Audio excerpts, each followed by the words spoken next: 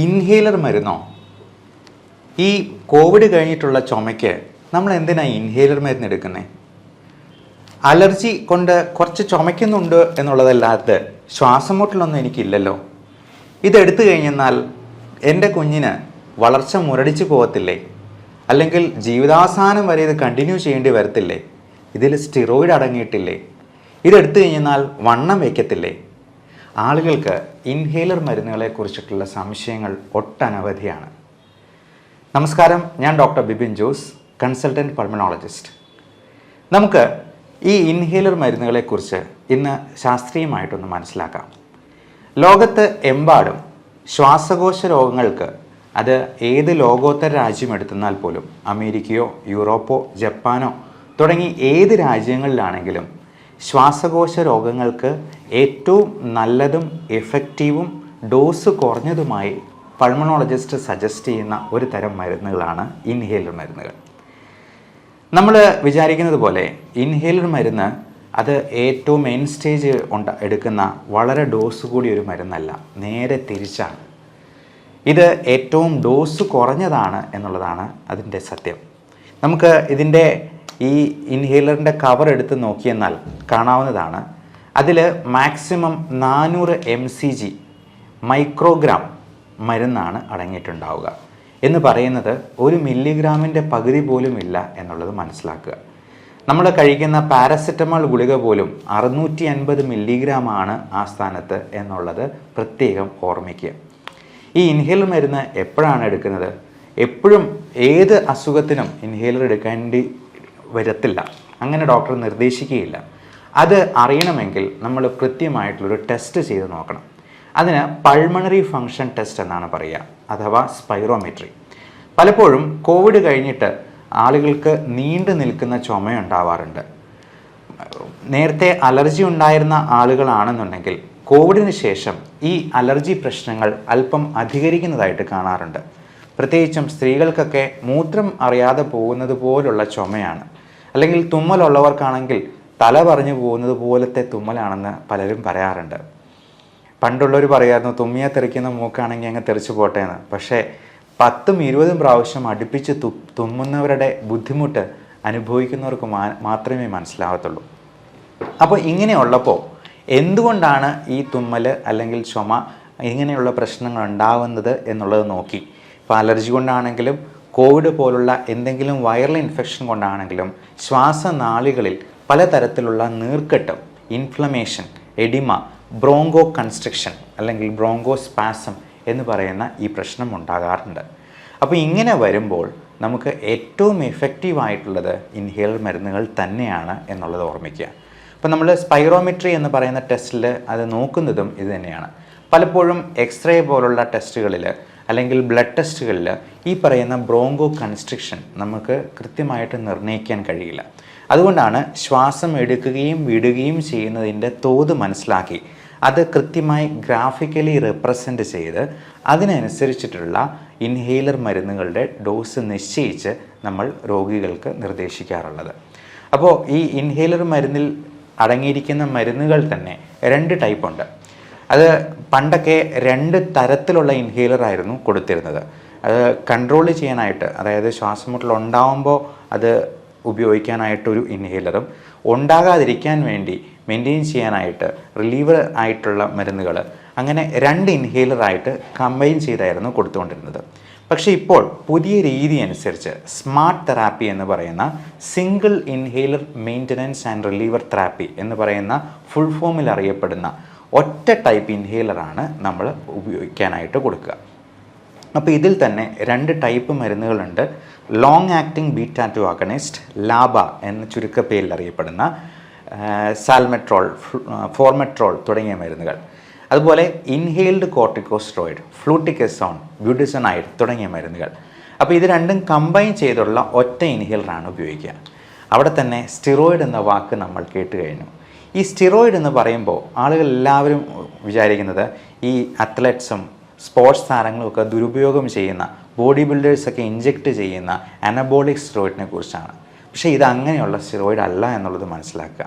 ഇത് ഇൻഹെയിൽഡ് കോർട്ടിക്കോസ്റ്റോയിഡ് എന്ന് പറയുന്ന വേറെ തന്നെ ഒരു രീതിയിലുള്ള നൂതനമായിട്ടുള്ളൊരു മരുന്നാണ്. പണ്ടൊക്കെ കൊടുത്തിരുന്ന സാൽബ്യൂട്ടമോൾ ഇൻഹേലറൊക്കെ ഉണ്ടായിരുന്നു, അത് ഇപ്പോഴും കൊടുക്കാറുണ്ട്. അതിനൊക്കെ ഒരു അരമണിക്കൂർ നേരത്തേക്ക് ശ്വാസമുട്ടൽ തൽക്കാലം ഒന്ന് കുറഞ്ഞു നിൽക്കും എന്നുള്ളത് മാത്രമേ അതുകൊണ്ട് കാര്യം ഉണ്ടാകത്തുള്ളൂ. പക്ഷേ ഇപ്പോൾ കൊടുക്കുന്ന പല മരുന്നുകളിലും നൂതനമായിട്ടുള്ള മാറ്റങ്ങളോടെ വന്നിരിക്കുന്ന, അത് വന്നിട്ട് ഏതാനും വർഷങ്ങളെ ആവുന്നുള്ളൂ താനും. അപ്പോൾ ഈ മരുന്നുകൾക്കൊക്കെ 12 മണിക്കൂർ നേരത്തേക്ക് ആക്ഷൻ ഉണ്ട്. അത് നമുക്ക് ഈ ശ്വാസം മുട്ടൽ ഉണ്ടാകാതിരിക്കാനും കൂടിയാണ്, പ്രിവെൻറ്റ് ചെയ്യാനും കൂടിയാണ് എടുക്കേണ്ടത് എന്നുള്ളത് മനസ്സിലാക്കുക. അപ്പോൾ നമ്മൾ രാവിലെയും വൈകുന്നേരവും പല്ല് തേക്കുന്നത് നമ്മൾ അസുഖങ്ങൾ ഉണ്ടാകാതിരിക്കാനും കൂടിയാണല്ലോ. വായ്ക്കുള്ളിൽ കേടോ ബാക്കി അസുഖങ്ങളോ ഒന്നും വരാതിരിക്കാനാണ് നമ്മൾ പല്ല് തേക്കുക. അതുപോലെ നമ്മൾ ആയുഷ്കാലം മരുന്നുകൾ കഴിക്കുന്നതിനെ പറ്റി ഒത്തിരി പേടിക്കാറുണ്ട്. പക്ഷേ ഇത് ആയുഷ്കാലം കഴിക്കേണ്ടി വരില്ല എന്നുള്ളതാണ് എൻ്റെ സത്യം. നമ്മൾ പലപ്പോഴും ഈ ഇൻഹേലർ മരുന്ന് ഉപയോഗിച്ച് ചുമയും ശ്വാസം മുട്ടലും കൺട്രോളായി കഴിയുമ്പോൾ കൃത്യമായ ഇടവേളകളിൽ PFT ചെയ്ത് അതിൻ്റെ ഡോസ് കുറച്ച് കൊണ്ടുവരികയാണ് ചെയ്യുക. അപ്പോൾ ഒരിക്കലും ഈ ഡോസ് അതേപടി അങ്ങനെ കണ്ടിന്യൂ ചെയ്യേണ്ടി വരത്തില്ല എന്നുള്ളതും പ്രത്യേകം മനസ്സിലാക്കുക. ഇത് ഉപയോഗിച്ച് കഴിഞ്ഞാൽ അങ്ങ് തുടർന്ന് ഉപയോഗിക്കേണ്ടി വരും എന്നുള്ളത് ഒരു മിഥ്യാധാരണയാണ് എന്നർത്ഥം. ഇത് ഉപയോഗിച്ചെന്നാൽ വണ്ണം കൂടുമോ എന്നുള്ളതാണ് അടുത്ത ചോദ്യം. ഇത് നമ്മുടെ ശ്വാസകോശത്തിലോട്ട് മാത്രമേ ചെല്ലുന്നുള്ളൂ, നമ്മുടെ രക്തത്തിലോട്ട് അത് കയറുന്നില്ല. പലപ്പോഴും കഴിക്കുന്ന ഗുളികകളോ ഇഞ്ചക്ഷനോ ഒക്കെ അങ്ങനെയല്ല. നമുക്ക് ശരീരത്തിലെത്തുന്ന മരുന്നിൻ്റെ 4/1 ഭാഗമായിരിക്കും ശ്വാസകോശത്തിലെത്തുക. അതുകൊണ്ട് തന്നെ അതിൻ്റെ എഫക്റ്റ് വളരെ സ്ലോ ആയിട്ടേ ഉണ്ടാകത്തുള്ളൂ. അതിൻ്റെ എഫക്റ്റ് പൂർണ്ണമായിട്ടും നമുക്ക് കിട്ടത്തുമില്ല. കാര്യം അതിൻ്റെ 4/1 ഭാഗം മാത്രമേ എത്തുന്നുള്ളൂ എന്നുള്ളതുകൊണ്ട്. ഇൻഹേലർ മരുന്ന് ഉപയോഗിക്കുമ്പോൾ അതിന് ഫാസ്റ്റർ ഓൺസെറ്റ് ഓഫ് ആക്ഷൻ ഉണ്ട്. അതോടൊപ്പം നമുക്ക് അത് നേരെ ശ്വാസകോശത്തിൽ എത്തുന്നു എന്നുള്ളത് കൊണ്ട് അത് വേസ്റ്റേജ് അത്രയും കുറയ്ക്കാനും പറ്റും. ഡോസേജ് അത്രയും നമുക്ക് കുറവ് മതി എന്നുള്ളതാണ് അതിൻ്റെ അഡ്വാൻറ്റേജ്. പക്ഷേ ഒരു കാര്യം പ്രത്യേകം ശ്രദ്ധിക്കുക, ഇൻഹേലർ മരുന്ന് നമ്മൾ സിനിമയിലൊക്കെ കാണുന്നത് പോലെ ഇത് പോക്കറ്റിലിട്ടുകൊണ്ട് നടന്നിട്ട് ശ്വാസം മുട്ടലുണ്ടാകുമ്പോഴത്തേക്കും 2 ഞെക്കിയിട്ട് വീണ്ടും പോക്കറ്റിലെടുത്ത് വയ്ക്കാൻ ഉള്ളതല്ല.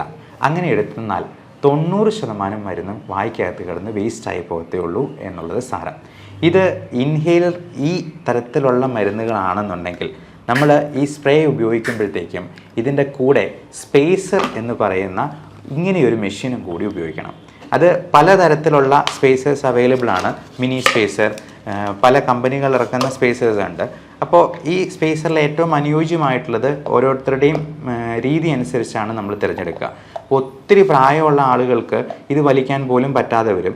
അതുപോലെ തീരെ ചെറിയ 2 വയസ്സിൽ താഴെയുള്ള കൊച്ചുകുട്ടികൾക്ക് പോലും ഇൻഹേലർ കൊടുക്കേണ്ടി വരാറുണ്ട്. അവർക്ക് നമ്മൾ ബേബി മാസ്ക് വെച്ചാണ് കൊടുക്കുക. അപ്പോൾ ബേബി മാസ്ക് ഇതിൻ്റെ അറ്റത്ത് വെച്ചതിന് ശേഷം നമ്മൾ ഇതിനുള്ളിൽ വെച്ചാണ് നമ്മൾ സ്പ്രേ ചെയ്യുക. ഇത് നല്ലപോലെ കുലുക്കിയതിന് ശേഷം ഇത് ഇതിൻ്റെ ഉള്ളിലേക്ക് വെച്ച് ഒറ്റ സ്പ്രേ അടിക്കുക. എന്നിട്ട് ഈ മൗത്ത് പീസ് നമ്മൾ വായിൽ വെച്ചിട്ട് വലിക്കുകയാണ് ചെയ്യുക. ഇതിനുള്ളിൽ ഒരു വാൽവ് ഉണ്ട്, നിങ്ങൾക്ക് ശ്രദ്ധിച്ചെന്നാൽ അറിയാം. ഈ വാൽവ് നമ്മൾ ഉള്ളിലോട്ട് വലിക്കുമ്പോൾ മാത്രമേ തുറന്നു വരത്തുള്ളൂ. അതേസമയം നമ്മൾ ഉള്ളിലോട്ട് ഊതിക്കഴിഞ്ഞെന്നാൽ ഇത് അടയുകയും ചെയ്യും. അപ്പോൾ ഈ സ്പേസർ 1 മിനിറ്റ് നേരത്തേക്ക് ഈ ചേമ്പറിനുള്ളിൽ മരുന്ന് ഗ്യാസായിട്ട് സ്റ്റോർ ചെയ്യുന്നത് കൊണ്ട് ആ 1 മിനിറ്റ് സാവകാശത്തിൽ നമുക്ക് പതിയെ അത് വലിച്ചെടുത്താൽ മതിയാവും. ഇങ്ങനെ എടുത്തെന്നാൽ മാത്രമേ ശ്വാസകോശത്തിലോട്ട് അത് പൂർണ്ണമായിട്ടും എത്തുകയുള്ളൂ. അതേപോലെ ഇതിന് 3 സ്റ്റെപ്സ് ഉണ്ട്. 3 പ്രധാനപ്പെട്ട കാര്യങ്ങൾ ഇതിന് ശ്രദ്ധിക്കുകയും വേണം. ഒന്ന്, ശ്വാസം മുഴുവൻ വെളിയിലോട്ട് ഊതി കളഞ്ഞിട്ട് വേണം നമ്മളിത് വലിക്കാനായിട്ട്. ഫസ്റ്റ് വലി തന്നെ നല്ല ശക്തിയിലും നീട്ടിയും വലിക്കണം എന്നുള്ള കാര്യം പ്രത്യേകം ഓർക്കുക. അങ്ങനെ ഫുള്ള് വലിച്ച് പിടിച്ചതിന് ശേഷം ഒരു 10 സെക്കൻഡെങ്കിലും നമ്മൾ മനസ്സിലോ കയ്യിലോ എണ്ണുക.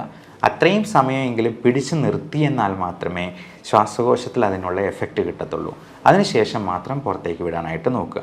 അപ്പോൾ 10-20 സെക്കൻഡോ പിടിച്ചു നിർത്തുവാണെങ്കിൽ അത്രയും നല്ലത്. ഇനി പലർക്കും ഈ സ്പേസർ എന്ന് പറയുന്ന വലിയ സാധനമൊക്കെ കൊണ്ടുപോകാനൊക്കെ ഭയങ്കര മടിയും നാണവും ഒക്കെയാണ്, പ്രത്യേകിച്ചും ടീനേജ് പ്രായത്തിലുള്ള കുട്ടികൾക്കൊക്കെ.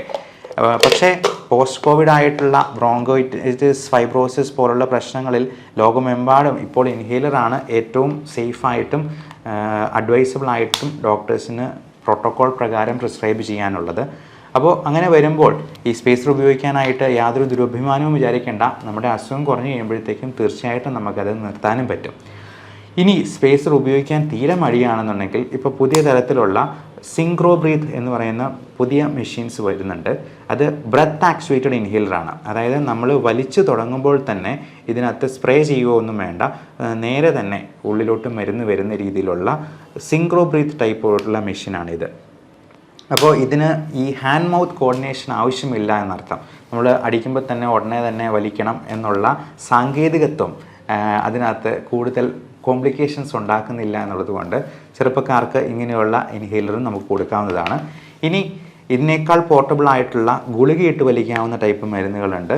അപ്പോൾ ഈ ഗുളിക നമ്മൾ ഇതുപോലുള്ള മെഷീൻസിൽ ഇട്ടിട്ടാണ് ഉപയോഗിക്കുക. അപ്പോൾ ഇത് തന്നെ പല ടൈപ്പ് മെഷീൻസ് ഉണ്ട്. റോട്ടാ ഹെയിലർ, റെവലൈസർ, അല്ലെങ്കിൽ ലൂപ്പി ഹെയിലർ എന്നൊക്കെ പറഞ്ഞ് പലതരത്തിലുള്ള മെഷീൻസ് ഉണ്ട്. അപ്പോൾ എല്ലാ മെഷീൻസിനും ഏകദേശം ഒരേ എഫിക്കസി ആണ് എന്നുള്ളത് കൊണ്ട് ഇതിൻ്റെ ടെക്നിക്കിനാണ് ഏറ്റവും പ്രാധാന്യം കൊടുക്കേണ്ടത്. കറക്റ്റായിട്ട് രോഗി അത് ശീലിച്ചില്ല എന്നുണ്ടെങ്കിൽ ഈ മരുന്നെല്ലാം വേസ്റ്റ് ആവും. ഇൻഹേലർ മരുന്നുകൾ കൊണ്ട് ഒരു പ്രയോജനമില്ല എന്ന് രോഗിക്കും വീട്ടിലുള്ളവർക്കും ഒക്കെ തോന്നാനിടയുണ്ട്. അതുകൊണ്ട് കൃത്യമായി ഒരു സ്പെഷ്യലിസ്റ്റിൻ്റെ സഹായത്തോടു കൂടി PFT ടെസ്റ്റ് ചെയ്ത് നമ്മുടെ ലങ് ഫങ്ഷൻ അസസ് ചെയ്ത് കപ്പാസിറ്റി എത്രയുണ്ടെന്ന് നോക്കി കൃത്യമായിട്ടുള്ള ഇൻഹേലർ മരുന്നുകൾ ഉപയോഗിക്കാനായിട്ട് എല്ലാവരും ശ്രദ്ധിക്കുക. അപ്പോൾ നിങ്ങളുടെ വീട്ടിൽ തന്നെ അനിയന്ത്രിതമായി ചുമയും ശ്വാസമുട്ടലും വീസിങ്ങും, ശ്വാസം എടുക്കുമ്പോൾ വിസിലടിക്കുന്ന പോലെ ശബ്ദവും, അതുപോലെ അലർജി പ്രശ്നങ്ങളുള്ളവർക്കും ഒക്കെ ഈ വീഡിയോ കൊണ്ട് ഒരുപാട് ഉപകാരം ഉണ്ടാകാൻ സാധ്യതയുണ്ട്. അതുകൊണ്ട് മാക്സിമം ഷെയർ ചെയ്ത് നിങ്ങളുടെ പ്രിയപ്പെട്ടവർക്കായി ഈ ഇൻഫർമേഷൻ പാസ് ഓൺ ചെയ്യുക. Everyone take care of your health. Stay healthy. Thank you.